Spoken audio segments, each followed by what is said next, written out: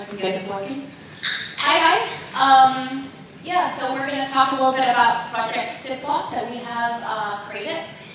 Before we go into that, I will just shortly explain who we are, or at least me, and I'll let Sid explain who he is. But yeah, so my name is Rikke, and I work for makepositive. I am an implementation consultant there, but my focus is marketing automation. So Pardot is marketing cloud, and then it's also Wave. Those are the things that I work with. And my name is Sid Khoat. I'm a technical architect at makepositive. Been with makepositive about 4 years, and I've worked with various clouds solving technical challenges. Okay, so what will we talk about today? So first of all, we'll just give explain what is Project Sidbot, what is the journey we've been on, and where are we going. That's kind of just like the overview of what we've been trying to do with this. But then we'll try and go into a little bit more technical details. To talk about some of the requirements, the design that we did, the approach to building Sidbot over here, and some code example and a demo. We hope, unfortunately, we an hour ago broke it, but we had I think it has something to do with the fact that we actually hardwired it, but anyway, we have a video, so hopefully you can still see some of the things that we've been trying to do. So that also leads into some of the lessons learned doing this, I guess, and some of the possible projects that we're looking to do with this robot, and then finally Q&A. So what is Project Sidbot? It actually kind of started as a joke. I think it was about a year ago or something where I was sitting in a difficult project, and I just kind of I needed some help. So I was asking Sid, who is obviously amazing, and he gave me some input. I was like, what should I do if I don't have Sid at my hand? What if he's on site or working from home, or So I was just like, we're joking about it could be cool to have your own Salesforce expert by hand, and that should be a robot. Even though I will say Sid wasn't really happy because he felt like he was being redundant, but I would disagree with that. Anyway, so the next thing is I go back home, and as you might have noticed, my name is not British. So I'm from Denmark, and that's the home of Lego, I guess. And I was sitting at the dinner table, and my dad, he was explaining how he was trying to learn Python, and I was oblivious. I really didn't know what that was, but anyway, so he showed me this robot that he was going to build, a Lego robot, and you could apparently program it with Python. And I was super excited, so I kind of texted Sid. I was like, hey, I can build you now. And so my dad wasn't into all this building, but I was. So the late nights, I was sitting there and kind of building Sidbot out. And it ended up me getting one myself, transporting it in my suitcase. Well, actually, it was one of my friends that came to visit me that brought it over because I didn't have enough space. But anyway, so we got that one over, and in the office, people were just, that's fun, like Lego. That's kind of, it appeals to anybody. We all know Lego from our childhood, and robots is fun, so everybody seemed to be wanting to take part of this. So I thought, why not just do a night where, the employees at makepositive just to come together and build this robot and have some fun out of it. So that's what we did. We've had 2 robot nights where both implementation consultants and technical consultants have, come together, and we built the robot. You can see one of the pictures here. We actually had a pretty good turnout, if I should say. So yeah, we were building that.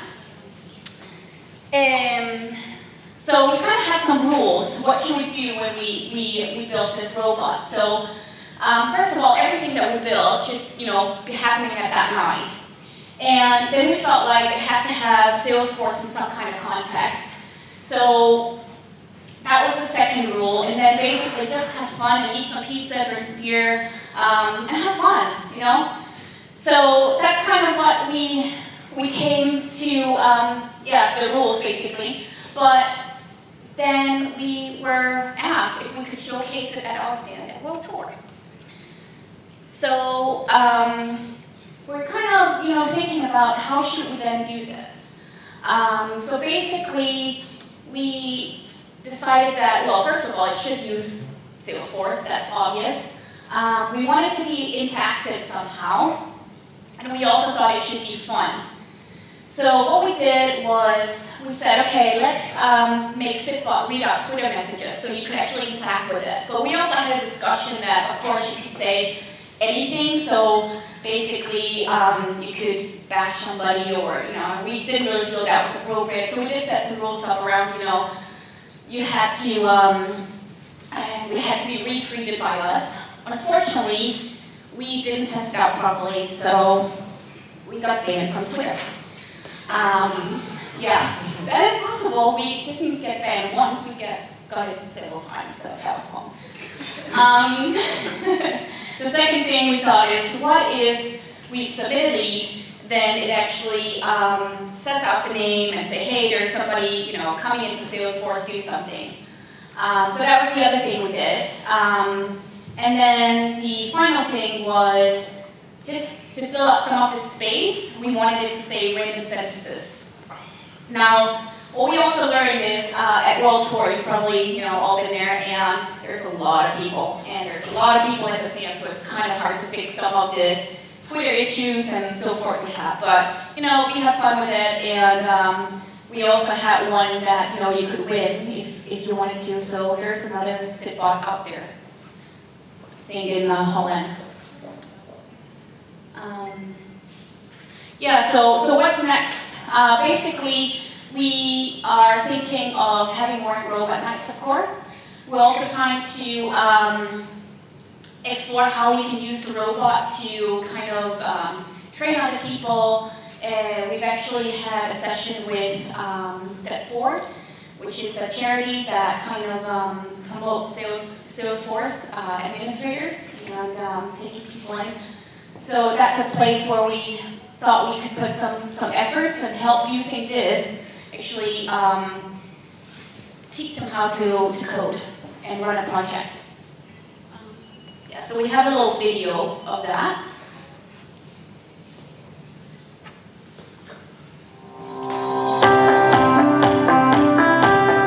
Apprentices, in my experience, really offer an energy and a perspective that you can't get anywhere else. The first year, Salesforce.org have taken on apprenticeship, and it's only because of this great program that we've managed to do so.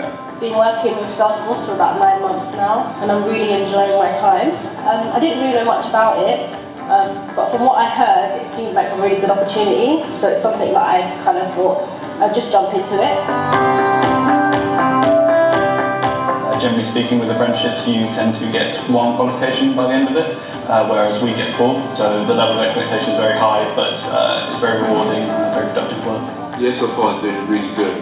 It's been quite challenging. I feel like every time there's a problem that faces me, as the years go on, I feel like I'm more prepared to take on the challenge, and I think I've grown from that.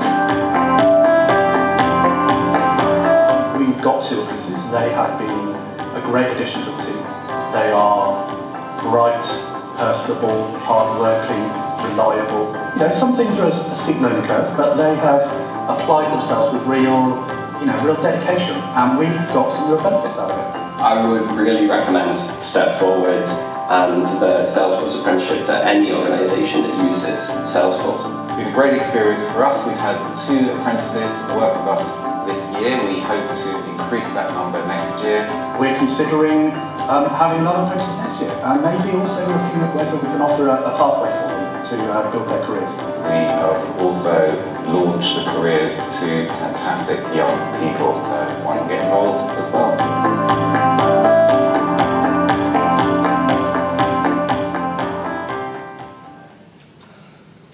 Cool. So that was the video.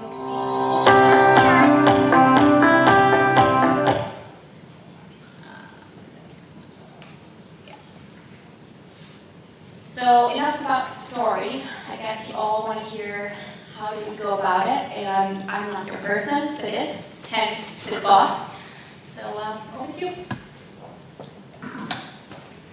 So hi, so let's discuss some of the technical requirements that when Rikke proposed this project, I said, let's boil it down to some technical requirements. We want to demonstrate a connection between Salesforce and the physical world. Because I always believe that robotics is about something connecting to the physical world, the material world. It's not about just machine learning, or it's not about AI, but it's about moving physical things. It's about interacting with the world around you. And the second thing is we want it to be extensible. We know that we are going to get it wrong the first time around. We are going to get it wrong the second time around. But we want it to succeed in terms of getting people interested in robotics, getting people interested in Salesforce. And then it should also use off-the-shelf components. It should be fun. So taking these requirements, we said we have Lego in front of us. What does Lego offer that we can use to connect to Salesforce? So Lego is based on an ARM chip that you find in most mobile phones. And they have given a very nice programming interface, which is called Lego Mindstorm EV3. It is a block-based programming language that you can see here. It is, for those of you who know about control engineering, you might have heard about LabVIEW. And this is the tool that they use underneath the Mindstorm brick. It lets you do a lot of nice things around sensors and control engineering, but you lose the fine-grained control that you can obtain through a programming language, such as Python. And for us, that was the biggest stumbling block. What Python could offer us, LabVIEW couldn't. So what we started doing was looking at other open source projects and Linux-based platforms that might work on this kind of brick that Lego offers. And there were some pros and cons of this Debian Jessie Linux, which has been built for EV3 Dev. So we have the full power of Linux Debian, and therefore it supports multiple languages, starting with Python. It has got some pre-built sensors that it has drivers for. So if you want the robot to speak something, you can simply make a call to a speak function, and it should do it for you. It also has a dongle that you can connect to the USB port, and although the connectivity drops very frequently, it allows you to connect to the Wi-Fi. On the minuses side, what we have is it's based on a Linux platform, which means that some of the ease of use of the Mindstorm platform is lost. So we don't have those functionality anymore, the block-based functionality. The second thing is only Python 3 is supported, and so those of you who have worked with Python 3, it's still not adopted by all the libraries. And then Bluetooth connection options are fairly limited as well. So what we proposed is, let's look at some of the cons and then propose a solution for each one of them. So EV3 Dev is Linux based, so we won't be able to do all the things that Mindstorm does. But for the sake of more granular control, we are happy to lose that functionality. At the same time, only Python 3 is supported, and that's fine. We'll monkey patch some of the Python 2 libraries and make do with them. What about Bluetooth connection options? Now this was a difficult one. We wanted the robot to speak on a loudspeaker through a Bluetooth connection, and we couldn't make it work. So what we decided to do was to hotwire the speakers into this louder speaker. And in doing so, we didn't use an amplifier, and we were quite sure that the power delivery should be enough for this. So in order to demo this, this was what we proposed. We wanted to show how do we connect to Salesforce, and unless you open up the firewalls and everything else in the web server here, you wouldn't be able to directly connect to Salesforce. So instead, why not do a polling request to Salesforce using an API and get the data that you need from Salesforce. So that's what we started using, and we used EV3 Dev Python library for speech synthesis. And so what we finally were able to achieve was that every time an opportunity is created in Salesforce, the robot would speak something funny. And that was what got everyone enthused. They were very happy to start working on it, and ideas started flowing around. So at this point, I wanted to show a demo, and that was the plan till this morning. But what happened is that the brick has probably completely fried up, and it has died an untimely death. So we cannot unfortunately show you how it looks like, but you have seen it in the videos, some of them, how it operates. And you'll have to trust my word, it used to do something very nice. So this is one of the videos that we had put together before, just to get people to understand that it can be connected to Salesforce. And what we are doing here is using Lightning, entering an opportunity into Salesforce. An opportunity worth 850,000 has been won. And that was really his voice. So. I'm not kidding. An opportunity worth 850,000 has been won. So, what we tried to do was to get some values from the opportunity that was recently closed and make him interact. And our first plan was to make him dance around the room and throw balls from one of his motors there. But we started realizing various problems when we looked at it around the office, seeing that the balls were flowing around, people were falling and tripping on them. So we started to say, let's make him do something very simple, just scream out the value of the opportunity and say whoop whoop at the end.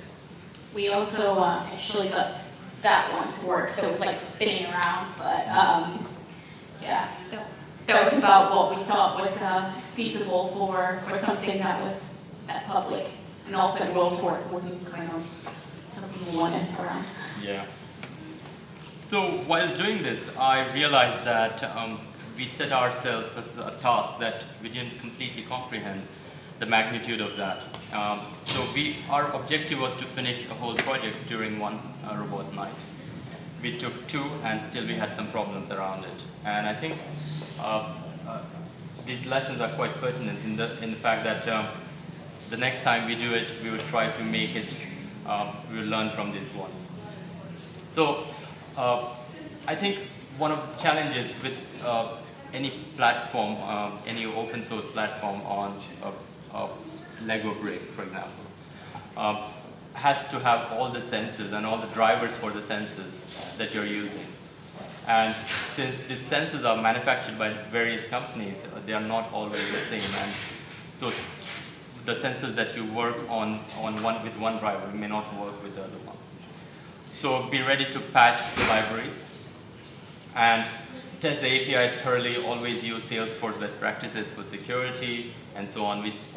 We first started with storing the usernames right in the script, which was of course rejected by our technical review. And so we have to always think about the security and authentication around such devices, because as you know, if these are exposed to the wider internet, security becomes paramount.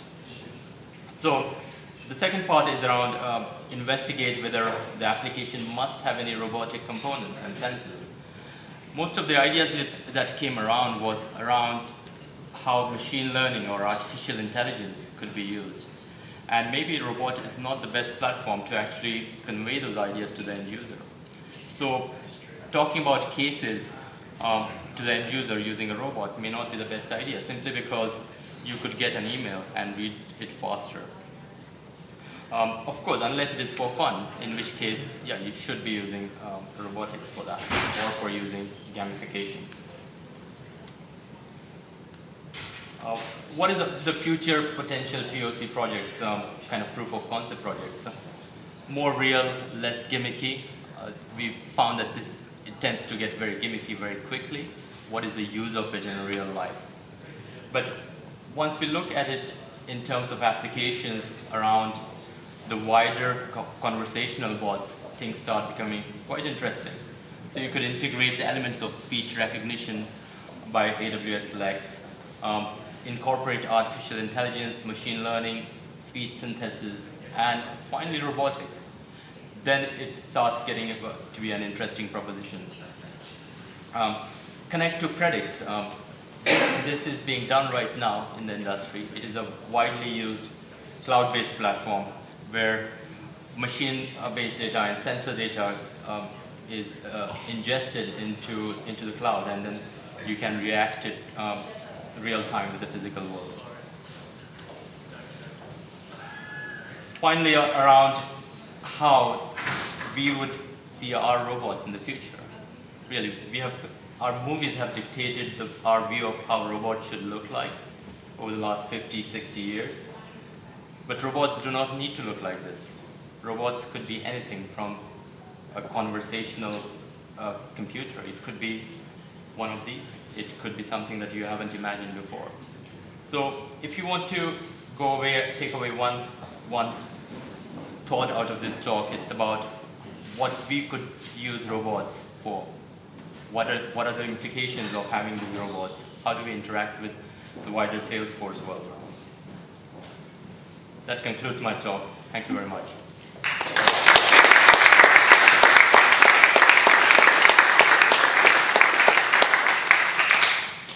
I don't know if we have time for question or if there is any questions, but yeah.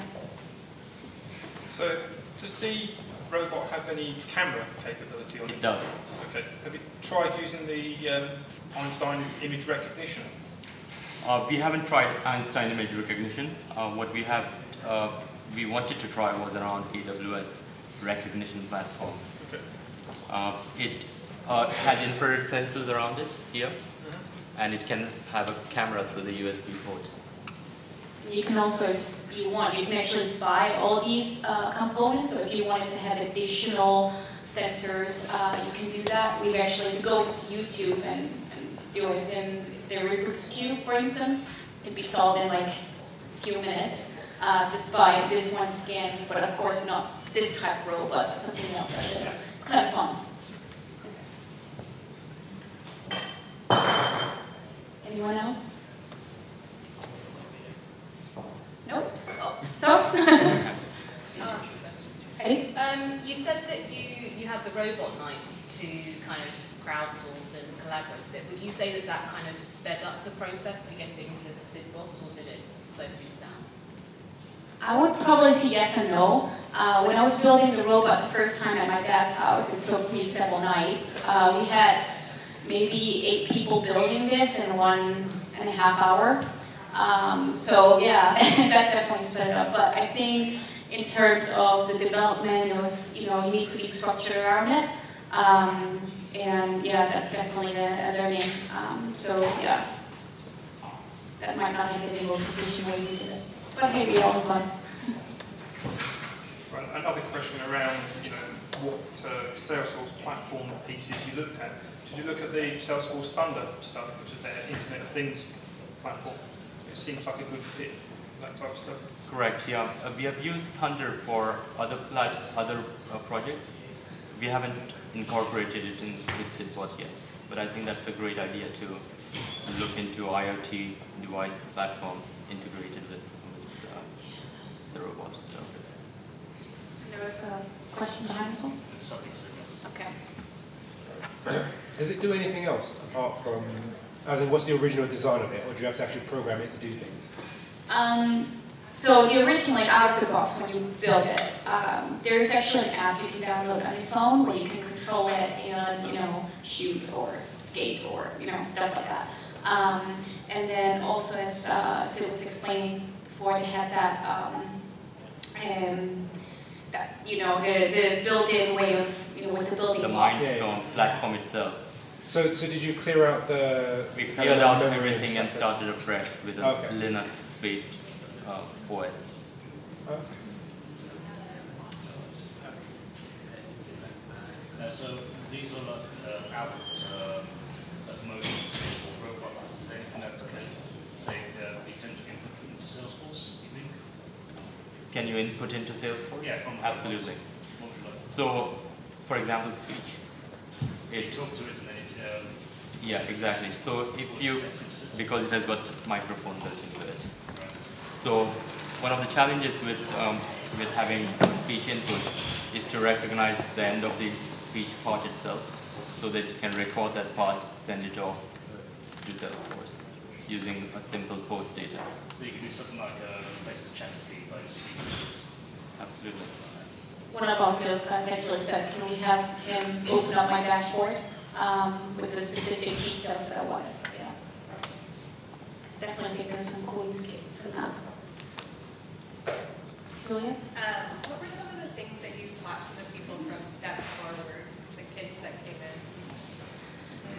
So the first session that we've had is still, something we're working on how we can actually shape this partnership. But the first session that we had was very much about getting their input into what we wanted to do with this and whether or not this was something they would find fun.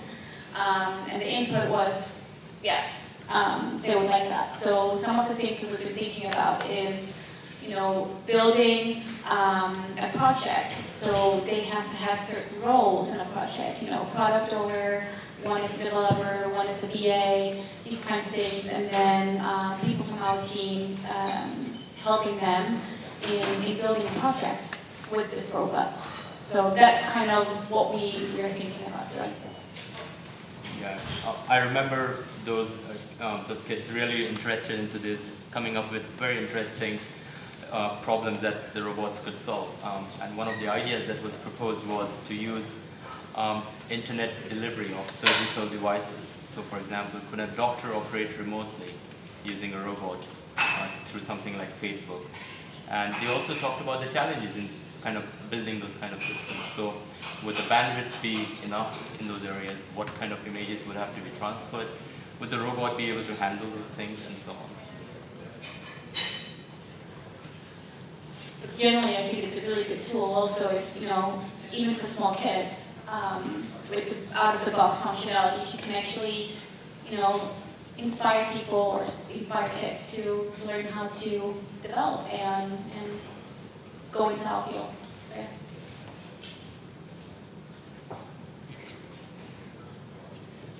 Cool. Well, thank you very much.